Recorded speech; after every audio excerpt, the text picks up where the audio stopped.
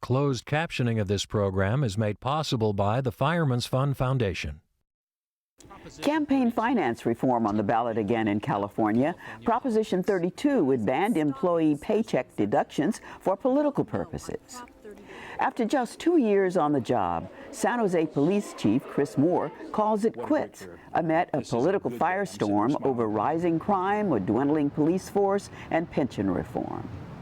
For the first time in decades, PG&E faces competition in San Francisco as a new public power plan gets the green light. And San Franciscans vote soon on a measure to restore Hetch Hetchy Valley, but opponents cry foul, saying the rest of the Bay Area is being left out of a critical decision on the reservoir's future. Coming up next.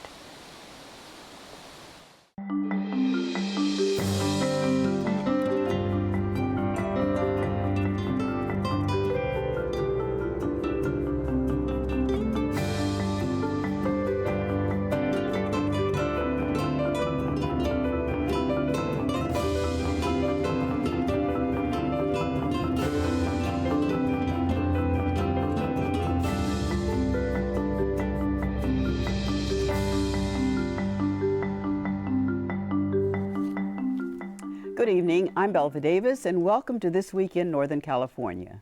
Joining me on our news panel tonight are Robert Salonga, crime and public safety reporter for the San Jose Mercury News; Tom Vakar, consumer editor for KTVU TV; and Paul Rogers, environmental writer for the San Jose Mercury News. And joining us from Sacramento, John Myers, political reporter for KXTV. Welcome, John. Thank you. Tell us about the latest polling. Poll just out today on Proposition 32, all about campaign financing. Were there any surprises today? Well, I think some surprises for some who thought it might be doing a little bit better, Belva. I mean, let's set the stage here and make sure people understand what this measure is. It's both complicated and not complicated, and I think we can talk about that. First of all, Prop 32, if it passed, would ban contributions to candidates for the legislature and statewide races, ban contributions from unions and corporations. It also would ban any political money that comes from paycheck deductions that are taken automatically out of the paychecks of workers. Now, those two issues are why unions, primarily the paycheck issue, why unions are fighting this so big. The field poll that's out today shows only 38% support for Prop 32. That's a very low number. That's obviously clearly way under the 50% threshold. I think some people thought it was going to be a little bit higher than that based on some earlier polling from some different organizations. But you know, the real question here is how this campaign moves forward. The unions sense this as a ground zero fight because they know if they lose this measure, they don't have money from paycheck deductions. That's the only way that they spend money in politics. Corporations have other avenues. Unions only have this money from paycheck deductions. They have put up in excess of $37 million on the campaign so far. I'm pretty sure they're going to put in more. You're seeing the ads hit the airwaves now on both sides of this race. It's going to be expensive and it's going to be ugly.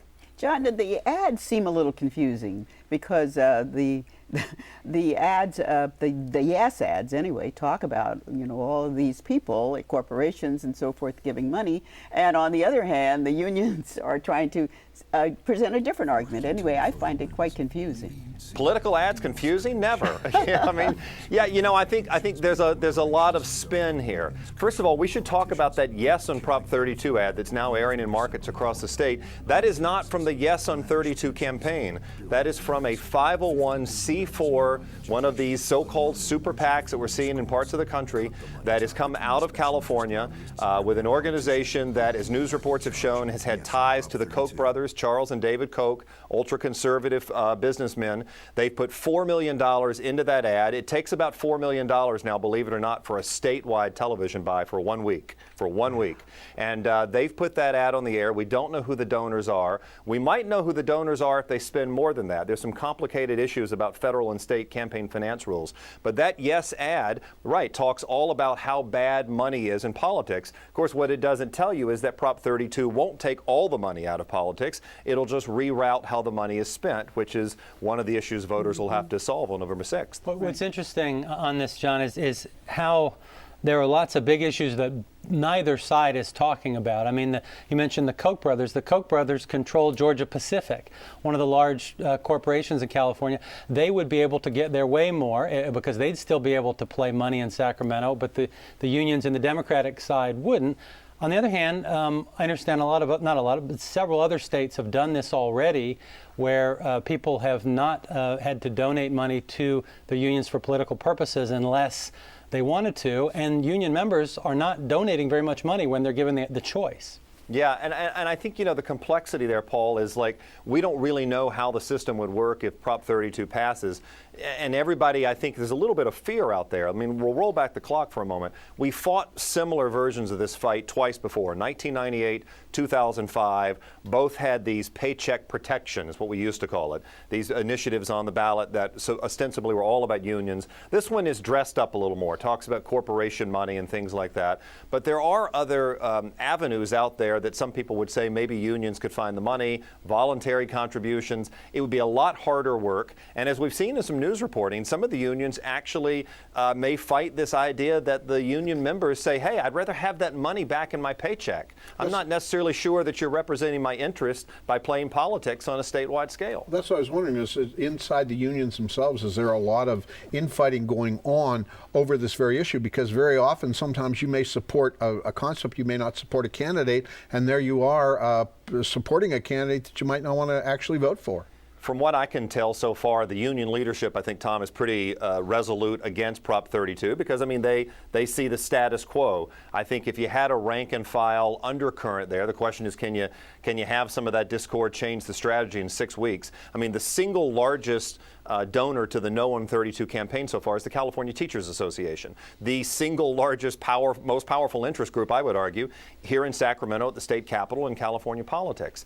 And again, this is a really fascinating fight to me because the public sees this, or will the public see it, I guess is the question, as campaign finance reform on a broad scale, or are they just confused? The field poll showed a lot of undecided voters. It's not all people who think it's a bad idea. They're frankly undecided. And these ads that we're going to see week after week for 6 weeks are really going to pound home these messages that it's either a get money out of politics or it's a Trojan horse strategy, which is what the unions want you to believe, that it's a Trojan horse of corporations to kill unions and help them. John, what about the money? Is there a balance in the amount of money? We talked about the money from the Koch brothers. I mean, are the unions able to get their own friends to come in and put in money on their side of the argument? Well, the unions have all the money in this race, I think, so far, Belva. That money that I talk about from that 501c4, and we have to be careful to say it's not from the Koch brothers themselves, but we think there are ties. Of course, we don't really know because the donors are secret to that organization, but that's only a $4 million buy. The actual Yes on 32 committee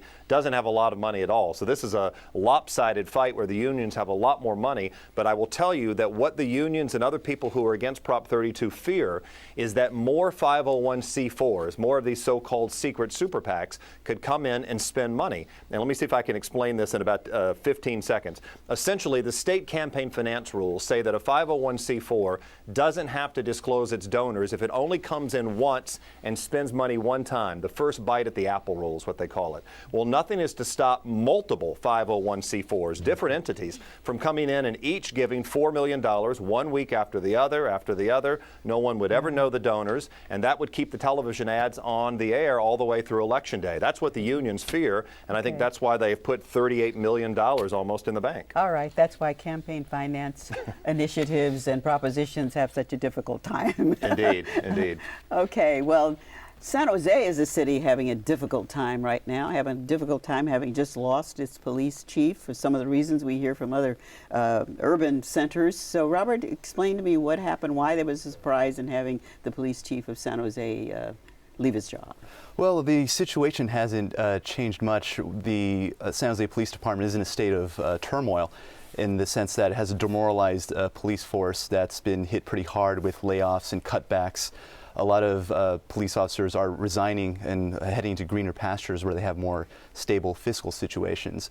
And so that hasn't changed. What happened, I think, is the chief kind of felt boxed in. He was losing support in his ranks. The Police Officers Association flirted with issuing a no confidence vote in him, and he tried to convince the city council to pass a half-cent sales tax to get his department a little bit more money to get a few more cops on the street, and they passed on that. So here he is with, rising crime and an officer force that didn't feel that he was leading them or advocating for them as much as he could have, and no tools financially to make the situation any better. And so he decided to step down and let somebody else take it over. What's the prognosis for the future? Are we going to continue to see more and more cuts, not just in San Jose? San Jose is just one city that's got problems like everybody else, but are we going to see more and more cuts, or is there some point in time we're going to bounce along the bottom and start rebuilding, or at least say this is the bottom? Well, it remains to be seen. What we're dealing with the police officers has to do with a lot of public employees in the state in general, in terms of dealing with pension, out of control pension costs, and the police departments tend to be police officers and firefighters tend to be the most visible. They usually have the most powerful unions involved, and so they end up taking they end up grabbing the spotlight of when we talk about these pension reform battles. They tend to be the most expensive public employees in any given city. So what's happening in San Jose is not unique to San Jose, but because the voters of San Jose passed Measure B, a pension reform measure that severely curtails the retirement benefits for public workers. San Jose is being seen as a model. The other cities are waiting and seeing to see if the city can actually pull this off and still have a viable police force before proceeding. So that's particularly why San Jose is at the forefront of this effort. Well, and actually, the chief, Chris Moore, is kind of an example of some of those high pension costs. I mean, as I understand it, he retired at age 51. He gets a $155,000 pension for the rest of his life. He gets $200,000 cashed out in sick time, and he can go get another job somewhere else and still get all that money, right? Right. And it'd be fair to say that there's a window closing on that sick time that he could cash out. The rules are going to change on that fairly soon in the city. Three of the city's public unions have already have a sunset on that ability to cash out that sick time. So, beyond police officers, we could expect a similar exodus of city workers in San Jose next June. Well, San Jose used to be considered one of, in fact, a few years back, one of the safest cities in the country. What happened? Why has the crime rate, why has the homicide rate just spiked up? Well, to preface, San Jose is still a pretty safe city. It's still among the safest large cities in the country. It lost that distinction partly because crime rates in other comparable cities dropped faster than San Jose's could. And we had a recent streak of 8 homicides in 11 days, which was one of the bloodiest weeks in the city's history. That was in mid-August, and some of that could be attributed to gang violence. Some of it was a little bit more random, but I think generally people agree, the residents agree that there aren't nearly as many cops as there can be and should be in the country's 10th largest city. The police forces dropped from about 1,400 in 2008 to about 1,055 now, so 25% in 4 years. A lot of those are resignations, a lot of those are retirements, and even though they have an academy, they have police academies, they're not bringing people in at the rate to replace the people who are leaving. Well, this story could have been, or much of what is said, could have been said about Oakland, it could have been said about other neighboring cities who are undergoing the same crises, mostly seeming brought on by finance and not being able to hire police officers, wanting to try to fight the whole pension battle. What kind of leadership are we getting from the mayor and the rest of the city fathers there? It depends on who you ask. The police union would tell you that they're not getting a lot of leadership, that they're prioritizing the budget over the quality of public service, quality of police service. Response times have suffered because of this, and it ultimately becomes a question of how much a city is willing to pay for its police services. And so far, the political leverage is tough for the police officers, because a lot of people are hurting in this economy, and police officers still, on a relativity scale, still make a decent paycheck. But it's a lot less than what it once was, and it stands to be a lot less moving forward with a lot of these pension reform measures. Mm-hmm. So the chief is gone, but the problems are there, and they're similar to what we're hearing in other places. It's not an enviable position for the next whoever becomes the next chief. They're going to come into a firestorm where there's going to be a contention between the officers and the city council. Well, Tom, you're going to talk about something that's been around for a very long time. Very and long. Some people want to see change. That's Hetchy. Well, actually, the important thing here is how we actually get power and pay for power and do all of that stuff. And there has been there's been a kind of an interesting thing going on. The city has voted 8-3 that they're going to set up alternative power. And the way they're going to set up alternative power is... Let me just interrupt because I introduced that improperly. Hetchy to me means power. I've been here too long. So this is a whole new ball game with green power. Yeah, this is about public power, and it's really a question of whether the city was going to try to, which it could do, take over PG&E's operation or compete with PG&E's operation. And so what was going on was PG&E has been very successful at fending off these fights, not always, but very successful. So what the city decided was, well, let's just do this. Let's give people a choice. Let's give them the opportunity to buy completely clean, renewable power at substantially more cost than you will pay to PG&E, but you will be a good citizen because you'll be paying for hydropower, wind power, things like that. And so basically what's going to happen is out of the 380,000 households in San Francisco, they have to get at least 90,000 to agree to do this. So what they're going to do is they're just going to tell 180,000 of these households that, guess what, we just signed you up for this. And if you want out, you have to opt out, which is something that really angers people. It's like, if you want to compete, then compete. But if a private company were to walk in and say, we're signing you up for this, and if you want out, you're going to opt out, they wouldn't allow that. But basically, to get their renewable energy going, which is going to cost $10 to $18 a month more than it would cost on the average PG&E bill, they're going to kind of start this thing off by giving it a big boost in terms of membership. Whether or not that will last, we don't know. But they've hired a private company, Shell Energy, to kind of manage this for them. And at this point in time, the question is somewhere in mid-2013, when and how are you going to put this into place? And that's what they're working on right now. So at about the middle of next year, we're going to start seeing some stuff where people are going to be righteously upset about the fact that they have to opt out, or they're going to start getting a bill from a different power company. Two quick questions. When people think Shell, they think oil companies. So where is Shell going to get all of this green power from to deliver to people in San Francisco? And second, as you mentioned, PG&E hates competition. They have fought this kind of stuff for decades.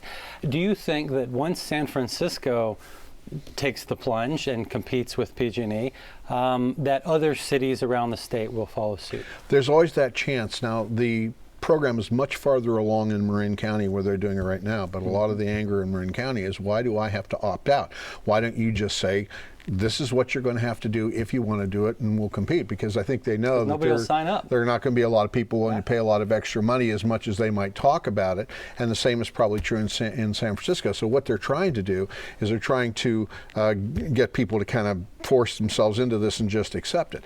Shell Energy is just one of many divisions of Shell that will basically find and manage power. There are wind generators out there, there are hydro generators out there, there are other kinds of renewable generators out there. They're more than happy to sell you power. So they will procure that power and they'll deliver it to the city. The irony of all of this is, and it is a great irony, is that since all the electrons go in the same pot anyhow, there's no guarantee that you will ever get one electron that will actually be green electron. It's just its price is going to be different, which will support that green generation. But the reality is you won't necessarily be getting it. You could be just as likely getting an electron that was generated by coal.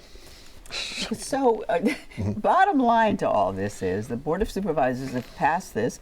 This ends decades of fighting to get control away from PG&E of the power sources here.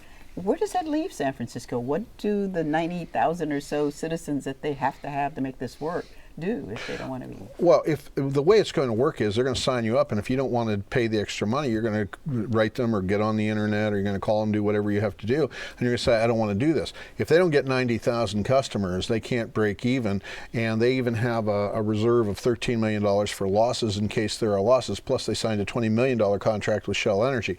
So they've got to get at least 90,000 people involved. If they get 90,000 or more, then they can make a go of it. And the question is going to be, after all of our talk about green energy energy and renewable energy and everything else, are there 90,000 families in San Francisco that are going to be able to make this or break this? And the same question applies to Marin County, which is just starting the process now. It is a work in progress. In a few months, we will see what happens in Marin, and by the end of next year, we'll have a very good idea what's going to happen in San Francisco, and that will tell the tale as to who will follow. A long-term battle. Okay, here's another issue, and I've introduced it a little early there, Paul. It's yours, and it's about Hetch Hetchy and what to do with it, and whether it's time to take it back to its natural state. So, well, speaking of long-term battles, this is about the longest-running environmental battle in the United States. In November, on November 6th, the voters in San Francisco are going to get to choose on Measure F. And Measure F is, if it passes, it will authorize an $8 million study that the city would pay for to look at what would happen if you drained Hetch Hetchy, which is the city's largest reservoir as part of the Hetch Hetchy system.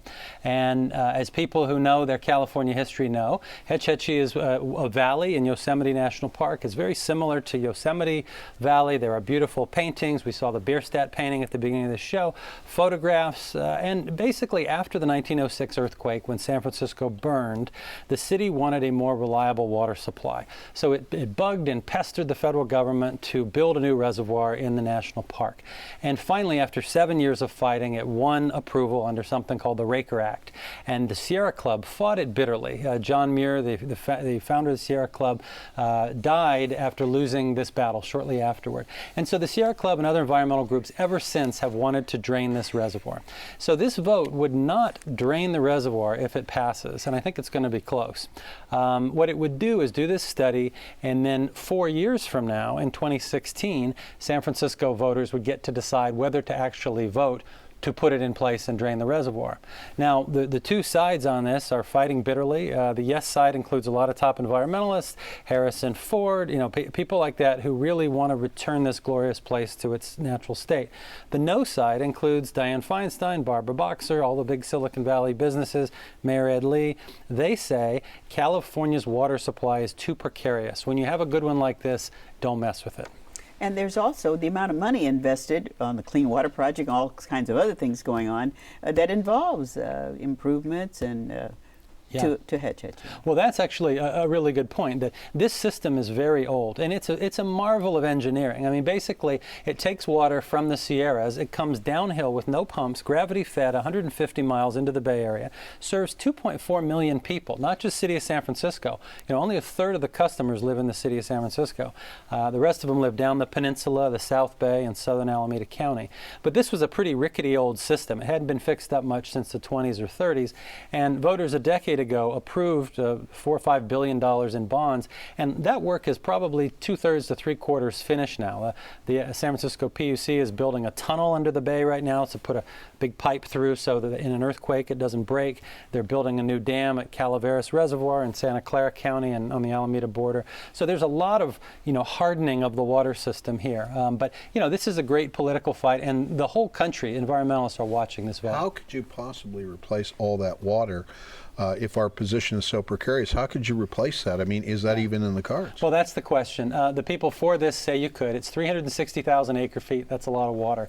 They say you could put it in other reservoirs like Don Pedro Reservoir nearby, and that San Francisco needs to do more to conserve and needs to use recycled water. So they say you can. The other side says no, you can't. I think if this passes, and if I were a betting man, I would say it would probably pass, because there's going to be a lot of Democrats out, a lot of environmentalists voting for Obama.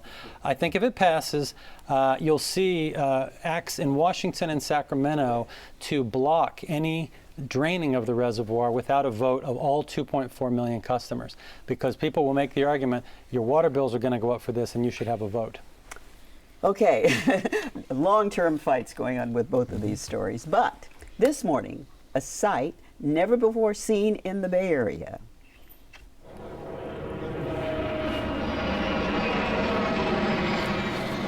The Space Shuttle Endeavour, piggybacking on a 747 on the final leg of its cross-country farewell flight.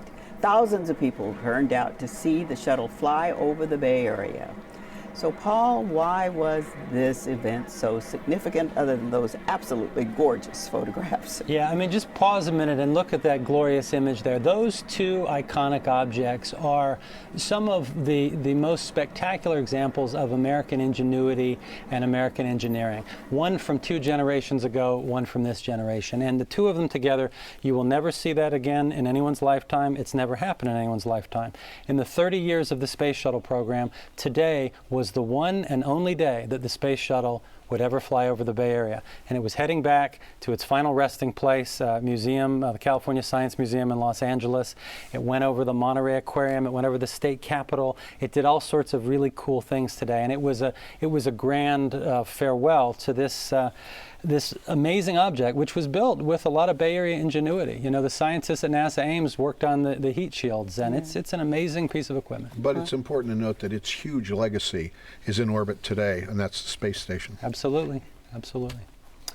Well, what a better note. That's all the time that we have tonight. Thank you, Paul. We hope that you'll visit our website, kqed.org/thisweek. That's where you can watch complete episodes, subscribe to our newsletter and our podcasts, and share your thoughts about the program and our stories. Next week at this time, we'll have a broadcast of Heat and Harvest, a look at how climate change is altering California's agriculture. I'm Belva Davis. Good night, and thank you for watching.